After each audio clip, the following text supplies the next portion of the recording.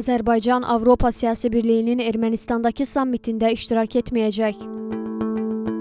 Bunu Xarici İşlər Naziri Ceyhun Bayramov jurnalistlərə açıqlamasında bildirib. O qeyd edib ki, Avropa Siyasi Birliyinin Ermənistanda keçiriləcək sammitində müxtəlif səviyyələrdə təmsilçilik planlaşdırılmır. Prezident İlham Əliyevin çox sıx qrafikində və təqvimində may ayı üçün belə bir səfər nəzərdə tutulmayıb. Avropa Siyasi Birliyinin tədbirlərinin spesifikası ondan ibarətdir ki, orada müxtəlif səviyyələrdə təmsilçilik nəzərdə tutulmur.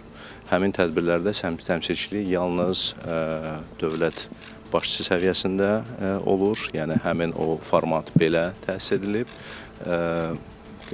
Bundan öncə də qeyd etdiyim kimi, məndə olan məlumata əsasən cənab prezidentin öz çox sıx qrafikində və təqvimində may ayında belə bir səfər nəzərdə tutulmayıb. Ancaq yenə də daha dəqiq təbii ki, məlumatı cənab prezident administrasiyasından, cənab prezidentin protokol xidmətindən daha dəqiq məlumatı əldə etmək mümkündür.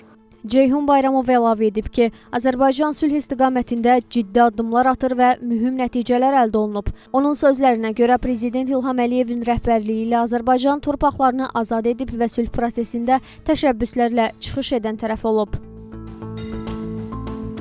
Nazir Ermənistan liderinin Ümumdünya Şəhərsalma Forumu olan WUF 13-ə dəvət edilib-edilməyəcəyi məsələsinə də münasibət bildirib.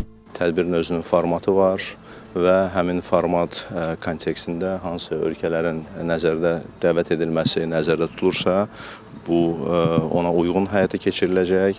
Eyni zamanda bu tədbir çərçivəsində ilk dəfə onun yeniliyi ondan ibarətdir ki, bunun o cümlədən liderlər formatı segmenti olacaq və liderlər segmentinə gəldikdə məndə olan məlumat ondan ibarətdir ki, burada yəni bütün dünya başçıları, dünya liderlərinin hamısına dəvət getmir.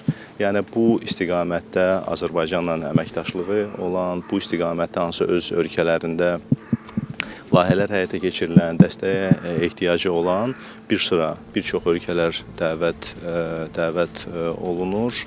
Yəni belə bir dəvətin olması barədə məndə məlumat yoxdur. Bundan əlavə, Nazir Azərbaycanın Meksikada baş verən hadisələrlə bağlı səfirlik vasitəsilə vəziyyəti diqqətdə saxladığını qeyd edib. Onun sözlərinə görə, ölkənin bəzi ərazilərində kütləvi ixtişaşlarla bağlı Azərbaycan vətəndaşlarından səfirliyə hər hansı müraciət daxil olmayıb. Nərmin Məmmədhəsənli, Cabbar Qaryağdıoğlu, Xəzər xəbər.